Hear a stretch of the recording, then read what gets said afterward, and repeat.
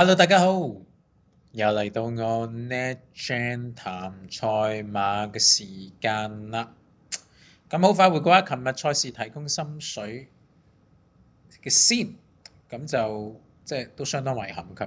日首先近兩次嘅 NetGen 馬膽4隻皆落底，簡直係令人感到沮喪。第二件事情咧就係琴日自己投注都有啲遺憾，好少遺憾嘅咧，遺憾在於咧，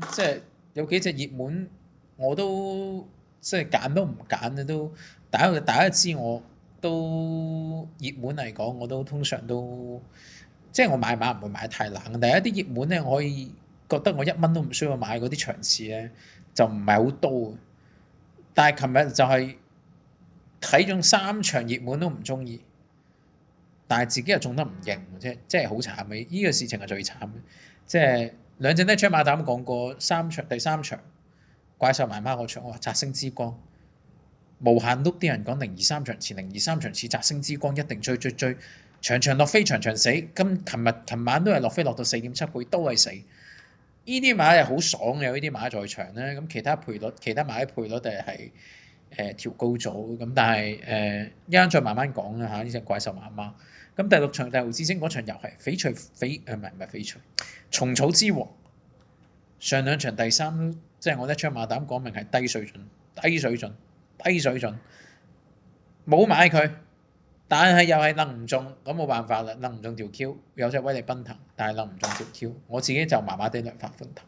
咁所以係有啲可惜嘅。咁去到加州一寶嗰場，咁而家隻腳有事啊，但係我諗加州一寶就算正常咧，都冇得跑嘅同嗰隻馬，咁所以嗰場又係楞唔中，嗰場我又係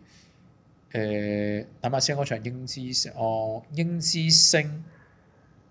贏嗰隻張燈結彩，我唔中意張燈結彩，咁所以冇辦法嚇。所以3隻熱門，3隻1蚊都冇買，但係3場都中唔到大錢咧，係比較遺憾嘅。不過而家慢慢講，琴日呢兩場 NetGen 馬膽同埋2隻備忘馬嚇。好，首先睇下第一隻備忘馬，第二場咯，第二場備忘馬咁大家都會講嘅易進啦，實在追得太勁，其實11檔。其實都算跑得好心機，潘頓留到最後，但係步速偏慢咧，佢咁樣最後400落後7-8個馬位咁樣追剩一個馬位唔夠咧，太恐怖。呢個末段應該22秒6咁啊，睇下先，22秒73追得好勁嘅啫，易進。我自己有買成才拖海都財智機緣巧合嗰啲 QPQ 嘅，俾隻易進咁樣鏟上嚟咧。有啲可惜，我唔係覺得易進唔得，但係唔抵搏嗰隻11檔，但係隻馬能力好高。咁樣講多少少咧，上季根據臨場分析嘅朋友都知道，我長期話呢隻馬唔叻嚇。呢場53分贏馬咧都係慳晒，跟住嗰一場次跑第3咧都係慳盡嚟跑啊，無啦啦又攝咗條欄咁樣，我場都冇買嘅，之後1蚊都冇掂嘅易進仲係。但係今季係明顯進步，上嗰場已經初次見到，哇！最勁咁勁嘅，要今次哇已經擺到明係適應晒水土，有進步，明顯有進步。北半球馬、英國馬可能真係而家啱啱漸入佳境，呢啲馬咧，又好似隻安眾咁咯，香港漸入佳境，慢慢嚟啦。呢隻馬有排玩啊，我覺得呢場啊，呢隻馬有排玩。而家呢場都應該加2分61分嘅，我估啫。咁下場莫雷拉都會立住嘅，我諗。或者巴道啦，係唔知咁，但係有排玩呢隻易進真係好勁，啱啱先適應水土，明顯進步。好，呢隻係備忘馬第一隻。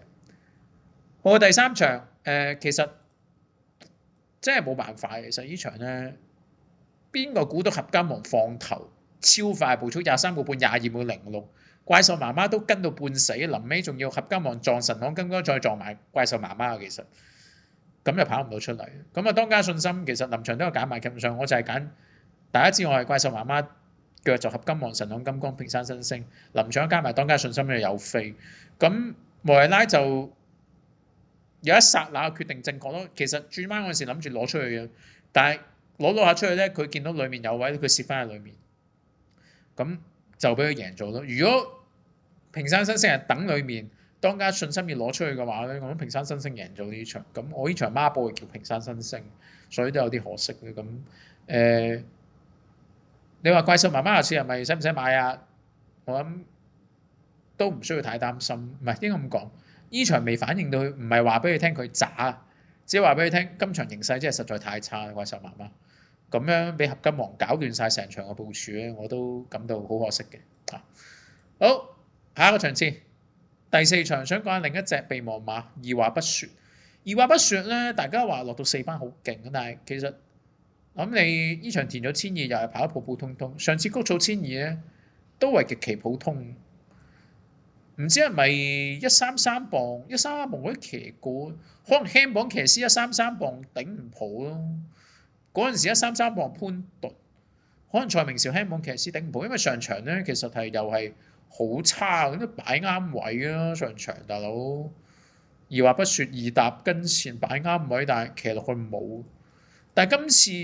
臨場係有少少輕微飛啦，18倍有啲輕微飛嘅。其實高草1000都唔係一啲合適路程，但係大家睇下佢走勢，異常洶湧。黃奇英，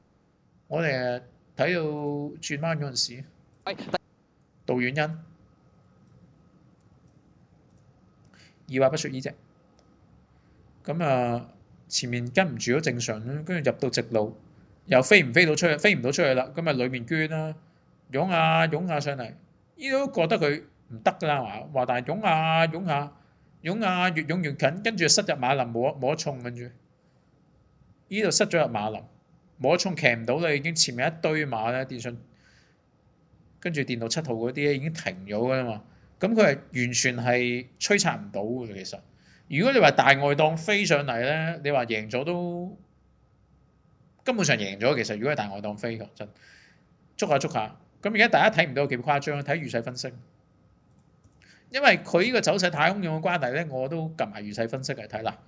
二話不說過終點之後咧，捉唔住啊，撳住都捉唔住。隻馬哇前面加文佛頂住啊，我攝入內欄，電腦7號都俾佢阻一阻，跟住隻馬撳住咧都係去。哇！而家先仲去緊，捉都捉唔住，根本上大幅拋離後邊馬群嘅，其實係捉都捉唔住，即係證明啲咩？隻馬好 fit 啊！其實我諗下次依場可能減多1分都未頂，咁下次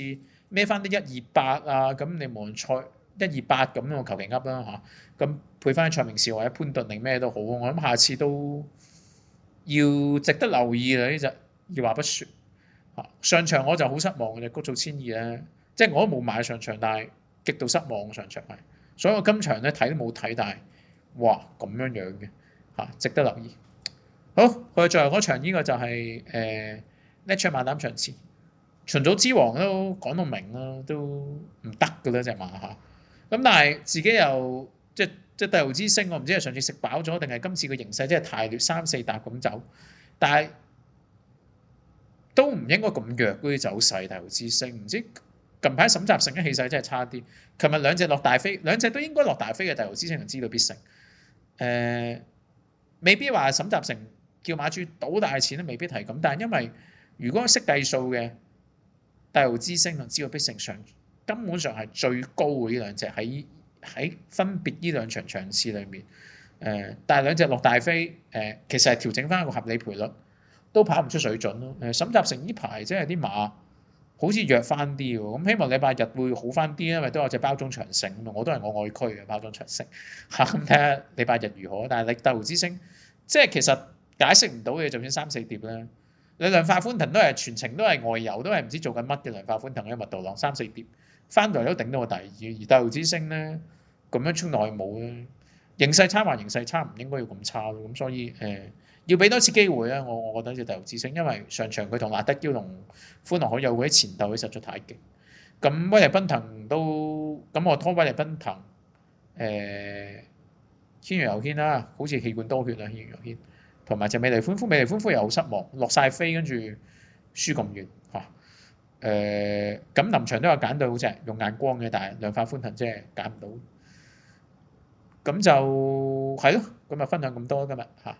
咁希望大家中意我段片同埋我分析啊！如果中意嘅話，俾個 like 同埋讚我，同埋分享一段片俾啲朋友睇睇，去宣傳下頻道嘅。如果大家對我以上分析有咩意見，都喺入邊留言。如果大家想簡單咁支持下我咧，對下邊呢段 YouTube 片入面留言，留個謝謝 fans，我都會相當高興啦。